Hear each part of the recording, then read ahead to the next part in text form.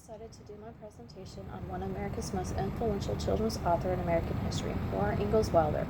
Her creative writings about her childhood, which were later told in the famous Little House on the Prairie series, has helped readers today to get an understanding of what American frontier was like.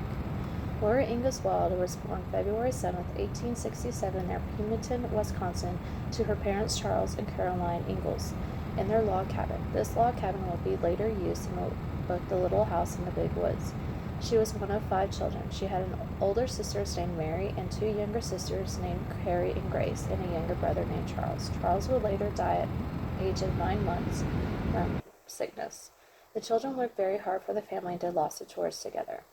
Some of their chores included milking cows and then making butter and cheese from that milk, planting gardens, butchering hogs, and smoking their meat. In 1869, her family moved to the Osage Indian Reservation in Kansas, which Laura would later use in her book, Little House on the Prairie. Here, Laura and her family met Indians and would witness cattle drives across the open plains. Her family continued to move around from one Midwestern town to another.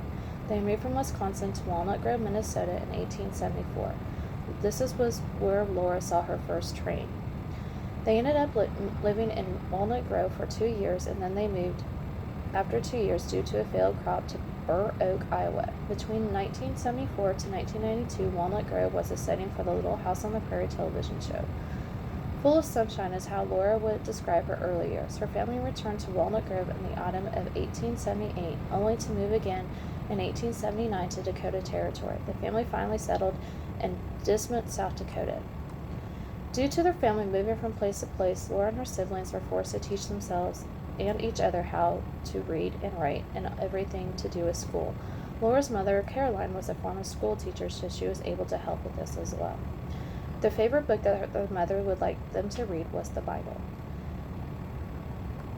Laura's sister Mary was sent to school for the blind because Mary ended up getting a fever which made her go blind, so Laura took care of Mary and would become her own eyes.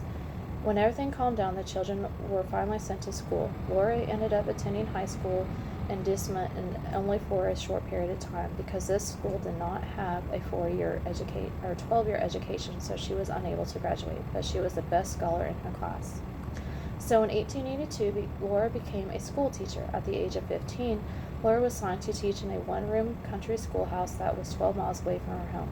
This would be the many teaching jobs that she had. While Laura was teaching at this school, her parents would send a family friend named Amazo to pick her up and bring her home on the weekends for a visit. Laura and Amazo fell in love and ended up getting married on August 25, 1885, in a church in South Dakota. Laura ended up quitting her teaching job to raise the children and help work on the farm. In 1886, Rose was born.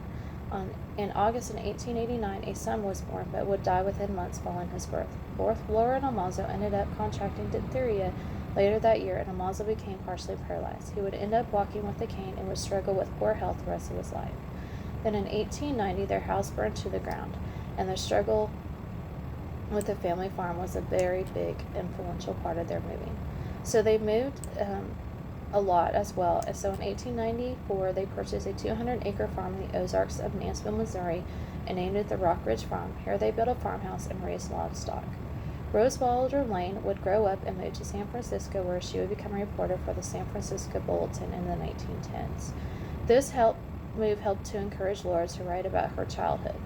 Laura wrote Pioneer Girl in 1829, but this was her first attempt of an autobiography, but it was rejected by the publishers. So Laura gave up and continued several years on her writing and ended up changing the title and the storyline to be told by a third person instead of a first person. Little House in the Big Woods was published in 1932 and became the first book in the autobiography series of the Little House books. Little House in the Big Woods was tell the story of her life in Pepin, Wisconsin. Each of her following books would then focus on a new and more memorable place where she lived. Her daughter Rose helped her with several manuscripts, which brought the creating of the other books written by Laura. Amazo passed away in 1849, and Laura decided that she would stay in Rocky Ridge, where she would read and respond to fan letters. Laura passed away on February 10, 1957, on her farm in Mansfield, Missouri. Rose would edit and publish other books based on her mother's diaries and incomplete manuscripts. Little House on the Prairie became a TV show based on Laura's life from 1874 to 1842. Viewers are able to follow the life of Laura and see what tragedies and triumphs that she overcome. These shows ended up getting a lot of people interested in Wilder and would end up spawning a new generation of Little House readers. The American Library Association created the Laura Ingalls Wilder Award for Lasting Achievements in Children's Literature in 1954. The reward would be given to Wilder the following year. All of the locations where Wilder lived has become National Historical Landmarks and became tourist destinations. Even the U.S. Postal Service created a stamp in 1993 to honor Little House on the Prairie as one of the top 4 classics of American children's literatures.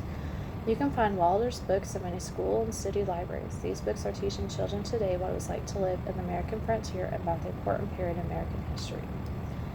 One such book, this is actually a small book for those that cannot, is not ready for Laura's bigger chapter books, so Laura, they made little chapter books, and this one is called The Adventures of Laura and Jack, and I'll just read you chapter 1 from this.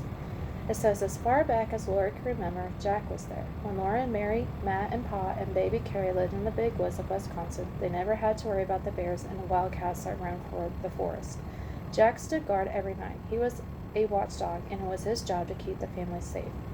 Jack was a bulldog. He had a stocky body and short legs. His light brown fur was short, with darker brown streaks through it. He had a large head and a strong, square jaw. When he was guarding his family, he looked very stern and fierce, but Laura and Mary, he was always very gentle. Laura was a very little girl in those days. Mary was a bit older, and she was quiet and good. Laura liked to run and play with Jack. There was no other children living nearby. There wasn't even another house in sight, just trees and more trees. Laura and Jack aren't allowed to stray in the woods, but there was lots to do around the little house, especially if you were a dog. In the summer, Jack had squirrels to chase and birds to bark at. At night, he protected Ma's garden from the deer that lived in the woods. The garden was planted behind the cabin. During the day, the deer would come so close to the house, but at night, they got brave and jumped a fence. If it hadn't been for Jack, they would have eaten all Ma's carrots and cabbage. Jack ran around after them and chased them out. In the morning, Laura would find little hoof prints among the turnips, where Jack's paw prints right beside them. In the fall, Ma and Pa were busy storing food for the winter. They gathered the turnips and cabbage and beets and piled them in the cellar. Mom braided onions into large ropes and hung them in the attic above heaps of pumpkins and squash. Pa bought deer meat home to smoke and salt it, and when the weather was just right, he butchered a pig. One day, when spring was just around the corner, Pa made an announcement. I decided to go see the West, he said. I had an offer for this place. We can sell it for enough to give us a start in the new country. Oh, Charles, must we go now? Mom asked. The winter was so cold and the house so cozy. So one day, Pa traded the tired brown horses for 2 black ponies. He told Mary and Laura they were called Western Mustangs. They were strong as mules and gentle as kittens, he explained. The ponies had big, gentle eyes and long manes. Laura and Mary named them Pet and Patty. Pa hitched Pet and Patty to the wagon, and they all traveled on together. They had come from the big woods of Wisconsin, across Minnesota, Iowa, and Missouri. All of that along the way, Jack had trotted under the wagon. It was a long trip for a little dog, but Jack was not an ordinary dog. Great little story. That was just part of chapter 1 due to the time constraint that I have on this presentation. So my interactive activity, since they traveled in a covered wagon, depending on the size of the class, you can break the students up into groups of 5 students per group. They have to come up with their own covered wagon. And this is going to be a big project, so it might need to take a lot of time. But you can first have a lesson on covered wagons and describe, what everything, the different types of things that they put in the covered wagons, what it was made of, things like that. So for this group project, and they're broken up to their groups, they're going to design their own covered wagon. And each member of the group is going to bring in supplies that are needed to build this wagon. They're actually going to use a wagon, so if somebody has a little red wagon, they need to have one of those at least. And then they're going to decorate and create their wagon. And then after they are completed, they're going to present it to the class and describe why they use the materials that they use, what's all included inside their wagon, what kind of stuff they would take with them, and why, and how long of this wagon was planning to last them. And then they can keep the wagons in for display. That's my presentation on Laura Ingalls Wilder by Tina Robinson.